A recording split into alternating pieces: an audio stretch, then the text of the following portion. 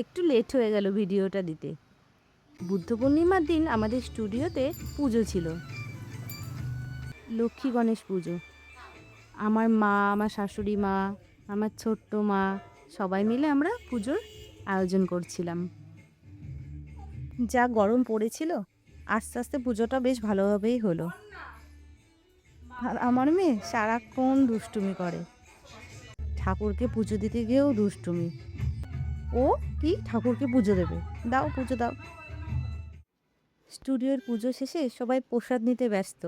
যা গরম পড়েছিল আগেই তো বললাম। তারপর একটু ঠান্ডা ঠান্ডা কুলফি খেলাম সবাই।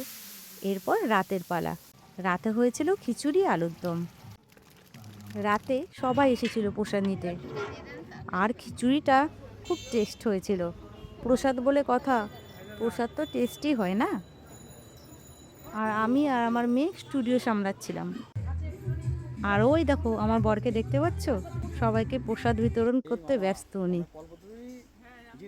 যাই হোক, আমাদের বুদ্ধ পূর্ণিমায় স্টুডিওর পুজোটা ভালোই কাটলো।